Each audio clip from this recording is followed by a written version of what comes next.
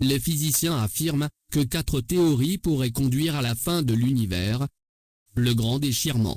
Dans ce scénario, toutes les structures, des amas de galaxies jusqu'aux atomes, sont détruites, étirées par une expansion de plus en plus violente, jusqu'à être disloquées. C'est-à-dire, l'univers sera déchiré. Si nous revenons au verset dans la vidéo précédente, nous retrouverons la même description. Dieu dit, quand le ciel sera déchiré.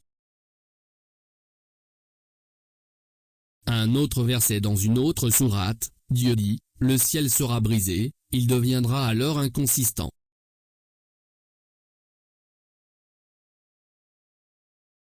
Ceci est en accord avec la théorie du Big Bang, cela signifie que l'univers est en expansion.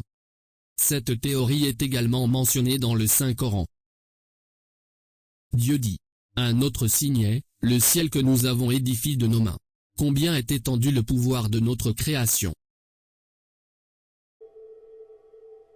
La deuxième hypothèse de la fin de l'univers, le Big Crunch, c'est le contraire du Big Bang, le contraire de l'expansion de l'univers, il désigne l'effondrement de l'univers, c'est-à-dire une phase de contraction.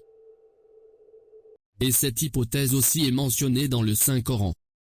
Dieu dit, ce jour-là, nous plierons le ciel comme on plie les feuillets des livres, puis nous récréerons le monde tel que nous l'avons fait la première fois. Nous nous le sommes promis, nous le ferons. Le verset est clair, le ciel se plie comme les pages du livre, et c'est le contraire de l'expansion. Il existe d'autres hypothèses, telles que, la mort thermique de l'univers, qui dit, que l'univers continuera à se refroidir, et il s'étendra davantage jusqu'à ce qu'il s'arrête. Et les étoiles s'éteindront.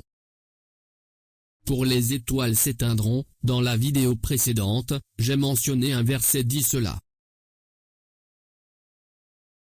Dieu dit, lorsque les étoiles s'éteindront.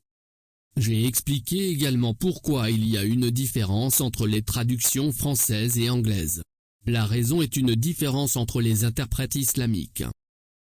Autre hypothèse, faux vide. C'est lorsque cet univers se termine par un autre univers, tel qu'il disparaît et qu'un autre apparaît.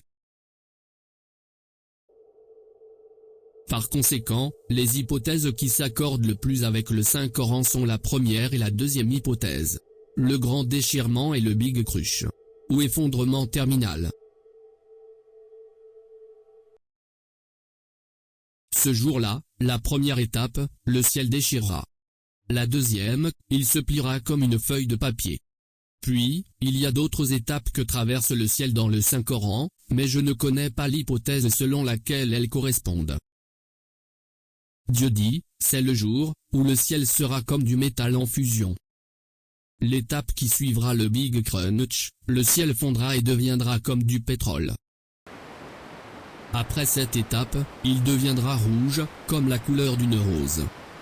Dieu dit, quand le ciel se fondra, et deviendra comme un alezan, à la robe écarlate. Après cela, le ciel devient faible, incohérent et mince. Mince, c'est-à-dire à l'opposé de l'infini. Ce sont les étapes par lesquelles passera le ciel le jour de la résurrection, sans oublier les étoiles que nous avons mentionnées précédemment, et dans les vidéos précédentes, elles s'éteindront et tomberont, ainsi que les montagnes qui seront retirées de leur place, et les mers deviendra du feu, et autres des choses étranges.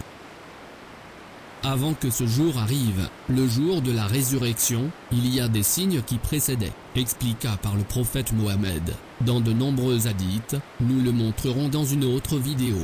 Quand vous voyez ces signes, sachez que la fin est proche.